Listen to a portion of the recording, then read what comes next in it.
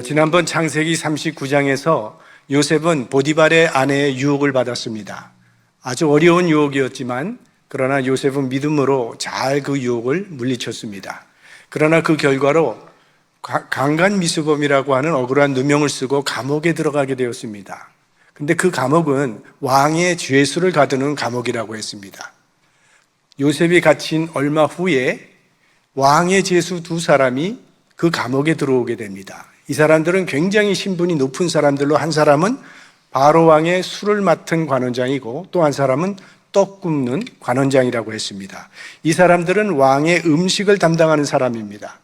이런 직책을 가지고 있는 사람은 상당한 권력을 가지게 되는데, 왕이 식사를 할 때마다 옆에 있다가 왕이 뭘 물어보면 대답도 하고 또 무슨 요청도 하면서 자연히 나라 일에 관여하게 되는 왕의 자문격이 됩니다. 그래서 막강한 권력과 영향력을 가진 사람들입니다. 왕의 음식을 담당하는 사람들은 왕이 가장 믿을 수 있는 사람들에게 맡깁니다. 왜냐하면 왕과 가까이 있는 사람은 왕에게 충성할 기회도 그렇게 많지만 또 왕을 해칠 수 있는 기회도 많기 때문입니다. 그 사람들이 마음만 먹으면 왕의 음식에 독약을 타서 왕을 독살할 수도 있는 사람들이기 때문에 그렇죠. 우리가 잘 아는 것처럼 줄리어스 시저가 가장 신임했던 브루투스의 칼에 맞아 죽으면서 "브루투스 너 맞아" 라는 그런 말을 남겼다고 하지 않습니까? 히브리 랍비들은 왕의 음식을 맡은 이 두 관원장들이 왕을 독살하려는 혐의를 받았다고 그렇게 말을 합니다. 그게 사실인지는 모르겠지만 아무튼 막강한 권력을 가진 이 두 사람이 요셉이 갇혀있는 감옥에 들어와서 함께 요셉과 감옥살이를 하게 된 겁니다. 자, 이방인이고 노예 신분의 요셉이 이만큼 높은 바로의 신하를 만날 수 있는 기회는 있을 수가 없습니다. 그런데 감옥이라고 하는 인생의 가장 낮은 자리에서 가장 높은 신분의 사람들을 만나게 된 겁니다. 그러니까 하나님이 일하시는 방법은 우리가 일하는 방법과는 너무나도 다르다는 거죠. 얼마 전에 어떤 목사님의 설교를 듣다가 이런 이야기를 들었습니다. 갓 결혼을 한 가정인데 그 남편은 그 술 친구들과 자주 만나서 이야기하고 노는 게 그 사람의 가장 큰 행복이었다는 거예요. 근데 결혼한 후로는 그런 일을 하기가 힘들어지니까 이 사람이 고민하다가 결국은 아내에게 이혼하자고 했답니다. 그 이유를 아내가 들어보니까 기가 막힌 겁니다. 그런 이유로 이혼을 하자니. 그래서 기도를 해본 후에 오케이, 그러면 한 가지 조건을 들어주면 이혼하겠다고 했답니다. 그 조건은 내가 다니는 교회에서 새가족 클래스를 마치는 겁니다. 그래서 이 남편이 오케이, 새가족 코스를 나오기 시작했어요. 그런데 한 2주째 되니까 남편이 이러다가는 예수 믿게 될 것 같은 걱정이 들더라는 거예요. 그래서 가기 싫었지만 이혼을 하려면 가야 되니까 10주 코스를 다 마쳤는데 결국 10주 다 마치고 예수 믿고 세례받았답니다. 하나님의 방식은 우리의 방식과는 너무나 다른 거죠. 이렇게 기대치 못한 방식으로 요셉은 감옥이라고 하는 그 인생의 막장의 자리에서 바로의 측근을 만나게 되는 겁니다. 4절 말씀을 보겠습니다. 시위대장이 요셉으로 그들에게 수종하게 하며 요셉이 그들을 섬겼더라. 그들이 갇힌 지 수일이라. 자, 우리 지난 주간에 봤지만 시위대장 보디발은 자기 아내보다 요셉을 더 믿었다고 말씀을 드렸는데, 여기 보시면 이 시위대장 보디발이 요셉에게 두 관원장을 시종들게 한 걸 보면 그의 요셉에 대한 변함없는 신뢰의 마음을 여기서 엿볼 수가 있죠. 물론 요셉은 감옥에서도 맡겨진 죄수들을 아주 충직스럽게 성실하게 섬겼습니다. 사람의 얼굴만 봐도 그 사람의 마음 상태를 알아볼 정도로 그렇게 성실하게 섬겼어요. 그러니까 요셉이라고 하는 사람은 자기에게 주어진 일은요, 무슨 일이든지 그건 하나님께서 맡기신 일이라고 믿고 하나님 앞에서 성실하게 최선을 다함으로 하나님의 복을 받은 사람이에요. 우리 그리스도인은 내가 하고 있는 그 일이 죄가 아니라면 이건 하나님께서 내게 맡겨주신 사명이라고 믿고 성실하게 감당해야 합니다. 우리 삶에 있는 모든 일들을 통해서 우리를 향한 하나님의 뜻이 이루어진다는 사실을 우리가 믿는다면 한순간도 소홀히 할 수 없는 것입니다. 매 순간, 모든 순간마다 최선을 다하여야 합니다.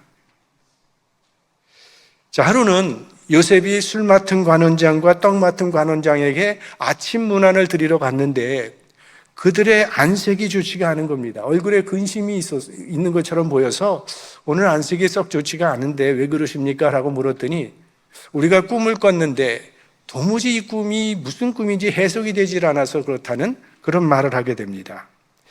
앞으로 그들에게 무슨 일이 벌어질지 그들은 전혀 모르는 불안한 상황 속에서 이 꿈이 아마도 자신들의 운명과 관련되었다고 느꼈던 것 같습니다. 평소 편안한 삶을 살아가는 사람들은 꿈이 그렇게 대수롭지 않죠. 무슨 꿈을 꿔도 그냥 넘길 수 있지만 중요한 일을 앞에 둔 사람은 꿈은 상당한 관심사가 됩니다. 대학 입시 하루 앞두고 꿈을 꿨으면 이 아주 비상한 관심을 갖고 그 꿈을 해석해 보고자 하죠. 이 꿈은 뭡니까? 어떤 사람들은 우리가 평상시 마음속에 가지고 있고 생각 속에 있던 것들이 잠잘 때 나타나는 것이라고 그렇게 말을 하고 또 이 뇌파에 기록되어 있던 것들이 우리가 자는 동안에 이 뇌파가 작동하면서 영화처럼 나타나는 것이라고 말하기도 하는데 성경을 보시면 성경에는 하나님의 계시가 들어있는 꿈도 있습니다. 특히 구약시대에는 아직도 기록된 성경 말씀이 없었기 때문에 하나님께서 인간에게 하나님의 뜻을 계시하시고자 할 때는 하나님의 말씀으로 임하시던가 또 꿈을 통해서도 계시하시기도 했습니다. 야곱이 베델 광야에서 꿈을 꾸게 되죠. 하늘에 사다리가 닿았고 그 사다리를 천사가 오르락 내리락 하는 것을 꿈을 통해서 보았습니다. 이것은 하나님께서 야곱에게 약속을 주시는 계시적인 꿈이었습니다. 또 요셉도 꿈을 꾸었죠. 자기의 곡식단은 서 있고 형들의 곡식단이 자기 곡식단에 절하는 꿈을 꾸었습니다. 또 해와 달과 11별이 자기에게 절하는 꿈을 꾸었습니다. 이거는 요셉의 미래를 계시해 주는 그런 꿈이었습니다. 솔로몬이 1000번제를 드린 후에 하나님께서 꿈속에 나타나셔서 내가 너에게 무엇을 줄까 하셨습니다. 솔로몬의 기도가 꿈을 통해서 응답된 것인데 그 꿈속에서 하나님께서 솔로몬에게 약속하신 모든 약속 그대로 이루어져서 그는 지혜와 부귀와 영화를 누리는 그런 왕이 되었습니다. 이방인이었던 느부갓네살이라고 하는 왕도 꿈을 꾸었습니다. 그는 큰 신상을 보았는데 머리는 정금으로 되었고 가슴과 팔은 은으로 되어 있고 배와 넓적다리는 노시고 종아리는 철이고 발은 철과 진흙이 섞여 있는 것이라고 했어요. 그런데 큰 바위가 나타나더니 이 돌로 그 신상을 치니까 그 신상은 부서져 버리고 그 돌이 태산이 되어서 세상을 가득 채웠다는 그런 꿈이었습니다. 이거는 세상의 역사를 계시하는 꿈이었습니다.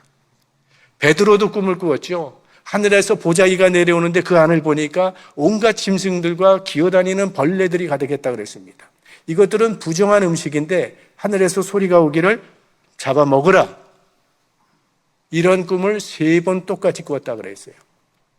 이거는 이방인 고넬료를 구원하시고자 하는 하나님의 계시였습니다. 사도 바울이 꿈을 꾸죠. 선교여행을 다니는데 소아시아를 그렇게 선교하려고 했지만 계속 문이 닫혀서 고민할 때 밤에 마게도냐 사람이 꿈속에 나타나서 이리로 와서 우리를 도우라는 그런 꿈을 꾸게 됩니다. 이것은 유럽을 선교하라는 계시의 꿈이었습니다. 오늘 술 맡은 관원장과 이 떡 맡은 관원장의 꿈도 하나님의 계시가 있는 꿈이었습니다. 8절 말씀을 보겠습니다. 그들이 그에게 이르되 우리가 꿈을 꾸었으나 이를 해석할 자가 없도다. 요셉이 그들에게 이르되 해석은 하나님께 있지 아니하니까 청컨대 내게 고하소서. 요셉이 관원정들에게 해석은 하나님께 있습니다. 하나님이 알려주실 겁니다 라고 말합니다. 세상을 해석할 수 있는 분은 하나님밖에 없습니다. 이 세상 역사를 손에 쥐고 계신 분이 하나님이시기 때문입니다. 그러니 제게 고하소서라고 요셉이 말합니다. 이게 무슨 말인가 하면 하나님께서 비천하지만 주의 종인 저를 통해서 그 뜻을 해석해 주실 것입니다 라는 그런 말입니다. 이것이 세상을 살아가는 교회와 성도들의 역할이라는 겁니다. 자, 이 관원장은 바로의 측근이니 바로의 술을 받들고 떡을 굽는 관원장이라면 이거는 그 이상 높을 수 없는 높은 직분을 가진 사람들이니 그런 자리에 오르기까지 얼마나 많이 배웠겠습니까? 얼마나 많은 세상 경험을 가지고 있었겠습니까? 얼마나 그 가문이 좋았겠습니까? 그런데 그런 모든 것을 갖춘 사람들이 하나님께서 주신 꿈은 해석하지를 못합니다. 그런 사람들이 풀지 못하는 문제를 요셉이 풀어주고 있는 겁니다. 요셉은 세상이 우러러볼 만한 어떤 외적인 자격이나 조건을 갖춘 것은 하나도 없는데도 그런 관원장들이 풀지 못하는 문제를 풀어가면서 하나님께서 계시해 주신 그들의 미래를 알려줍니다. 이것이 우리 교회와 성도들에게 주어진 권세요, 존재감입니다. 하나님께서는 교회와 성도들을 통해서 하나님께서 계시하신 일들을 이 세상에 알려주시기를 원하신다는 겁니다. 교회와 성도는 세상이 가야 할 바른 방향을 제시하도록 부름받은 거예요. 세상을 바르게 읽고 세상을 바르게 해석하는 도구는 바로 하나님의 말씀이라는 겁니다. 세상이 우리에게 제시하는 방향이 이게 틀렸다고 하는 것은 세월이 갈수록 선명해지고 있지 않습니까? 교육을 봐도 그렇고 문화를 봐도 그렇고 정치를 봐도 그렇고 경제를 봐도 그렇습니다. 세계적인 그 분야의 전문가인 석학들이 다 모여서 연구를 하면 될 것 같지만 그래도 별 수 없습니다. 왜냐하면 하나님이 세상을 주관하고 계시다는 사실을 그들은 모르기 때문입니다. 세상 기준으로 볼 때는 자격이 없어도 요셉처럼 하나님께 헌신된 삶을 살아가는 사람을 통해서 하나님은 이 세상이 나가야 할 바를 드러내는 도구로 사용하실 것입니다. 그걸 초대교회와 초대교인들은 너무나 잘 감당했습니다. 그래서 온 백성들의 칭송을 받았다고 했어요. 그래서 수많은 사람들이 구원을 받고 그 교회로 몰려들었다고 했는데 교회와 교인이 하는 일이 사회의 빛이 되어야지 손가락질 받는 일을 해서는 안 된다는 거죠. 지금 세상은 교회에 대해 소망을 갖지 못할 지경까지 이르렀습니다. 오늘 교회에 주어진 정말 중요한 책임이 있다면 교회다운 교회가 되어야 한다는 거죠. 우리 교회가 세상에 소망을 줄 수 있는 교회다운 교회가 된다면 하나님께서는 우리 교회를 통해서 이 땅에 하나님의 역사를 펼쳐 가실 것입니다. 이제 요셉이 관원장들의 꿈을 해석해 줍니다. 그 꿈의 내용과 해석이 본문에 나오는데 먼저 술 맡은 관원장의 꿈 이야기입니다. 꿈을 꿨더니 포도나무가 있고 포도나무에 가지가 셋이 있는데 그 세 가지에 꽃이 피었고 포도송이가 익었습니다. 그래서 그 포도를 내가 따서 즙을 내서 바로의 잔에 그 즙을 짜서 그 바로에게 그 잔을 드렸다고. 그런 꿈을 꿨다고. 자, 그 이야기를 듣는 요셉이 하나님의 감동으로 그 꿈을 해석해 줍니다. 요셉이 그에게 이르되 그 해석이 이러하니 세 가지는 사흘이라. 지금부터 사흘 안에 바로가 당신의 머리를 들고 당신의 전직을 회복하리니 당신이 이왕의 술 맡은 자가 되었을 때 하던 것 같이 바로의 잔을 그 손에 받들게 되리이다. 가지가 셋이 있다고 하셨는데 그것은 사흘을 의미하는 것입니다. 이제 사흘 후에 왕께서 당신의 직책을 회복시켜 줄 겁니다. 아주 좋은 해석을 해줬어요. 그 옆에서 그 해석을 듣고 있던 떡 맡은 관원장이 해석이 참 좋습니다. 그래서 자기의 꿈도 좋게 해석될 것이라고 기대하면서 자신의 꿈 이야기를 합니다. 떡 굽는 관원장이 그 해석이 길함을 보고 요셉에게 이르되 나도 꿈에 보니 흰 떡 세 광주리가 내 머리에 있고 그 윗 광주리에 바로를 위하여 만든 각종 구운 식물이 있는데 새들이 내 머리의 광주리에서 그것을 먹더라. 자, 말이 끝나자마자 요셉이 해석을 합니다. 오늘부터 사흘 후에 당신은 죄가 드러날 것이고 그로 인해서 처형당할 것이라고 그렇게 해석을 합니다. 보면 그리스도인들도 점쟁이 찾아가는 사람들이 있다고 하더라고요. 근데 점쟁이들은요, 코에 걸면 코걸이, 귀에 걸면 귀걸이식의 그런 해석을 하고 두루뭉술하게 말을 합니다. 당신은 내성적이지만 외향적인 데도 있지. 이게 뭡니까? 아주 모호하고 두루뭉술한 요셉의 해석은요, 아주 명확하고 구체적입니다. 하나님의 말씀은 모호하지 않기 때문에. 이 사람에게도 좋은 말하고 저 사람에게도 좋은 말하지 않는다는 거예요. 하나님의 진리 안에 있으면 살고 하나님의 진리 밖에 있으면 죽는다는 거예요. 예수께서 가라사대 내가 곧 길이요 진리요 생명이니 나로 말미암지 않고는 아버지께로 올 자가 없느니라. 성경은 이렇게 언제나 선명합니다. 전쟁이나 무당처럼 이런 말하고 저런 말하고 이렇게도 복받고 저렇게도 복받는다가 아니에요. 내가 길이요 진리요 생명이니 나로 말미암지 않고는 아버지께로 올 자가 없느니라 단언을 합니다. 분명하게. 14절 말씀, 당신이 득의하거든 나를 생각하고 내게 은혜를 베풀어서 내 사정을 바로에게 고하여 이 집에서 나를 건져내소서. 요셉은 꿈이 이루어질 것을 확신했고 그래서 복직이 되면 자신을 좀 기억해 달라고 부탁을 합니다. 요셉의 해몽은 그대로 들어맞아서 사흘 후에 그날이 바로 왕의 생일이었다고 합니다.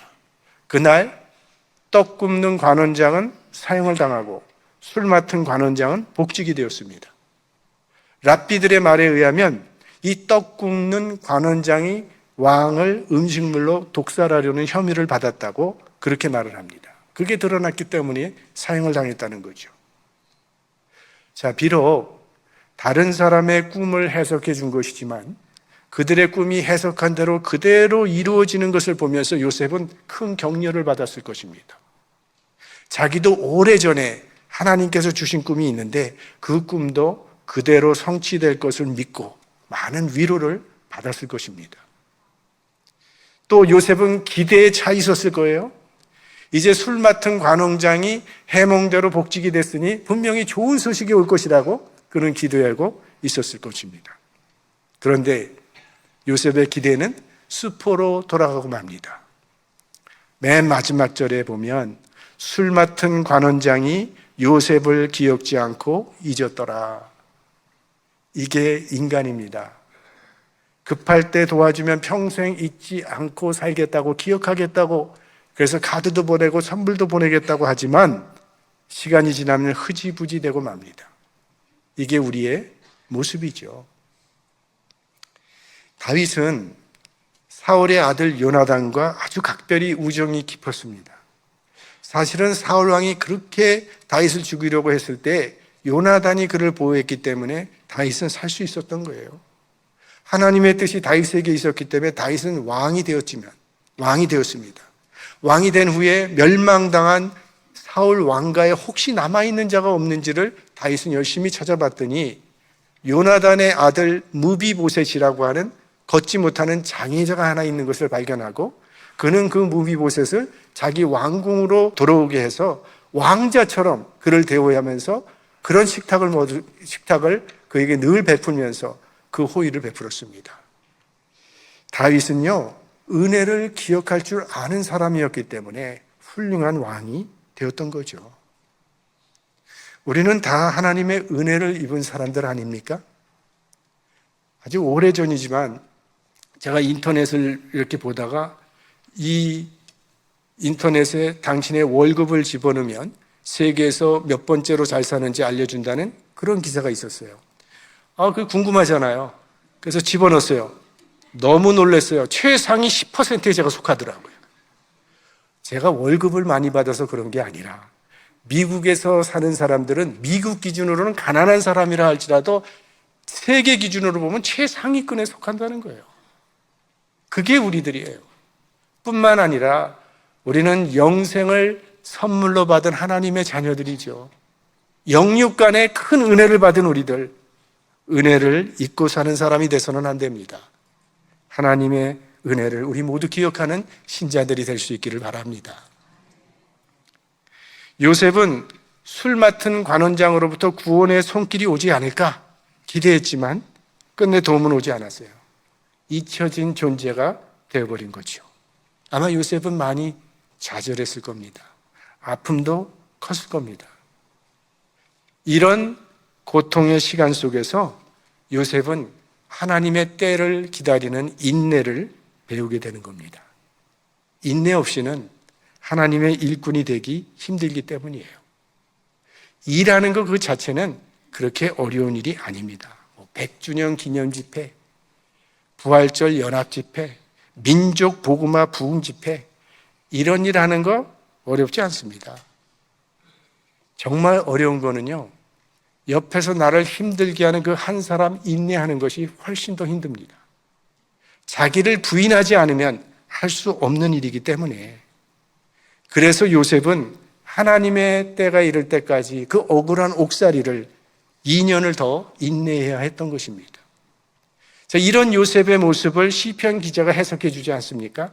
시편 105편 17절에서 19절 말씀, 한 사람을 앞서 보내셨으며 요셉이 종으로 팔렸도다. 그 발이 착고에 상하며 그 몸이 쇠사슬에 매었으니 곧 여호와의 말씀이 응할 때까지라. 그 말씀이 저를 단련하였도다. 하나님께서 요셉을 단련하는 시간이었다는 그런 말씀이에요. 이것이 하나님의 일꾼들을 준비시키는 하나님의 방식입니다. 하나님께서 다윗을 왕으로 세우시기 위해서 어떻게 준비를 시키십니까? 좋은 가문에서 명문대를 나오고 리더십 트레이닝을 잘 받은 그런 사람을 통해서 왕을 준비시키는 게 아니라 사울에게 쫓겨다니면서 생명의 위협을 받으면서도 인내하는 훈련 과정을 다 받게 하신 후에 그를 왕으로 세우시더라는 거예요. 모세는 한 나라의 지도자로 세워지기 전까지 40년 동안이나 외롭게 광야에서 양치기를 하며 인내하는 훈련을 받은 후에 이스라엘의 지도자가 되었습니다. 오늘 요셉을 지도자로 세우는 그 과정이 옥살이를 통해서 인내하는 지도자의 자질을 훈련받게 하시는 거예요. 술 맡은 관원장은 요셉을 잊었습니다. 그러나 하나님은 결코 요셉을 잊지 않았습니다. 2년 후에 요셉이 다 준비되었을 때 하나님은 그를 감옥에서 끄집어내서 하나님의 역사에 사용하십니다. 사람은 우리를 실망시켜도 하나님은 절대로 우리를 실망시키지 않습니다. 그래서 소망을 하나님께 두고 살아야 합니다. 이 세상에 존재하는 것들은요, 영원한 게 하나도 없습니다. 그런 것들 바라보며 살면 결국 실망하게 됩니다. 하지만 예수 그리스도를 바라보며 그 주님께 소망을 두고 사는 자에게는 하나님께서 늘 새로운 힘을 주실 것입니다. 아무리 힘든 상황 가운데 있다 할지라도 우리가 예수 그리스도를 바라보는 그 순간이 승리의 시간이고 구원의 시간입니다. 상황은 변하지 않는다 할지라도 요셉처럼 하나님을 향한 마음만 바로 서 있다면 우리를 향한 하나님의 뜻은 이루어지게 될 것입니다. 언제 어디서나 신실하게 하나님을 신뢰하는 믿음의 소유자들이 되시기를 바랍니다. 요셉이요, 17살에 애굽으로 팔려왔고 30살에 총리가 됐습니다. 그러니까 약 13년의 기간을 종살이와 옥살이로 보내게 된 거죠. 17살에서 30살, 어떻게 보면 인생의 황금 기간을 억울하게 옥살이와 종살이를 하면서 너무나도 무의미한, 무가치한 시간을 보낸 것 같이 보입니다. 하지만 그 순간에도 하나님의 계획은 한치도 오차 없이 진행되고 있었습니다. 우리가 요셉의 삶을 생각하면 떠오르는 성경 구절이 있지 않습니까? 로마서 8장 28절 말씀, 우리 한번 합독해 보겠습니다. 우리가 알거니와 하나님을 사랑하는 자, 곧 그 뜻대로 부르심을 받은 자들에게는 모든 것이 합력하여 선을 이루느니라. 이제 우리가 다음에 창세기 41장에 가면 요셉은 총리 대신으로 발탁이 됩니다. 13년 동안의 종살이와 옥살이의 그 억울한 순간에도 하나님은 요셉에게 주신 꿈을 한치의 오차도 없이 이루어가고 계셨던 거죠. 만약 요셉이 형들에게 환영받고 사랑받고 미움받지 않았다면 그는 애굽으로 팔려올 이유가 없었을 겁니다. 그러니까 형들이 요셉을 미워한 것도 결국은 유익한 것이었죠. 보디발의 집에 팔려온 것도, 또 억울하게 누명을 쓰고 감옥에 들어가게 된 것도, 또 감옥에서 술 맡은 관원장을 만나게 된 이 모든 것도 결국은 바로 왕을 만나는 계기가 된 것이었죠. 그리고 술 맡은 관원장의 꿈을 해석해 줬을 때 그 관원장이 요셉을 잊어버린 것도 유익했어요. 만약 그 관원장이 요셉을 기억하고 바로에게 아래서 요셉을 그때 옥에서 나오게 했다면 나와서 요셉이 뭐 하겠습니까? 노예 신분으로 자기 아버지 있는 고향 집으로 돌아가 버리고 말았을 거예요. 그런데 관원장이 까마득하게 잊고 있다가 2년 뒤에 바로 왕이 꿈을 꾼 그때서야 요셉을 기억함으로 요셉은 바로 앞에 서게 되었고 바로 왕의 꿈을 해석함으로 그는 총리 대신이 될 수 있었던 겁니다. 그래서 자신의 가족을 구원하고 애굽 민족을 구원하는 구원자가 되었던 거죠. 결국 요셉이 겪었던 그 모든 불행과 슬픔과 고통과 역경은 그를 구원자로 삼기 위한 하나님의 섭리였다는 거예요. 요셉을 향한 보이지 않는 하나님의 손길이 내내 움직이고 있었던 겁니다. 우리가 세상을 살아갈 때 우리를 향한 하나님의 손길이요, 눈에 보이도록 역사하실 때가 있습니다. 그럴 때는 우리가 확실히 느끼고 깨달을 수 있도록 은혜를 부어주시는 때가 있다는 거예요. 기도만 하면 즉시 응답이 되고 그렇게 기다리고 소망하던 문들이 활짝 열리기 시작하는 그런 때가 있다는 거예요. 하지만 하나님의 손길이 느껴지지 않을 때도 있습니다. 그래서 빌리 그레이엄 목사님은 성령의 역사는 항상 느껴지는 것이 아닙니다라고 얘기를 했어요. 내가 느끼지 못하고 깨닫지 못할 때도 성령은 항상 우리와 함께 하십니다라는 그런 말씀이에요. 그러므로 눈에 보이지 않고 손에 만져지지 않더라도 하나님은 우리와 함께 하심을 분명히 믿고 살아야 합니다. 내가 볼 때는 이게 뭐 낭비되는 것 같고 인생에 없었으면 좋겠다고 느껴지는 그런 순간에도 하나님은 요셉처럼 하나님의 방식으로 우리를 준비시키셔서 마침내 하나님이 원하시는 그 자리에 서게 하실 것입니다. 그게 종살이든 그게 옥살이든 다 하나님의 사람으로 준비시키는 과정이에요. 하나님의 손길이 느껴지지 않을 때도 여전히 하나님을 신뢰하고 맡겨진 일을 성실하게 감당해야 하는 이유가 거기에 있습니다. 우리 삶에 일어나는 모든 사건은 하나님의 선을 향하여 가는 과정임을 믿으시기 바랍니다. 내 마음에 안 드는 일까지도 선을 향하여 가는 과정이에요. 실패도, 슬픔도, 고통도 다 합력하여 선을 이루시는 하나님의 섭리 가운데 있습니다. 당장은 이게 합리적으로 보이지 않고 당장은 이해되지 않더라도 세월이 흐른 후에 돌이켜보면 이것이 하나님의 축복이요 하나님의 섭리였음을 고백하게 될 것입니다. 그런 고백이 우리들의 신앙 고백이 될 수 있기를 주님의 이름으로 축원합니다.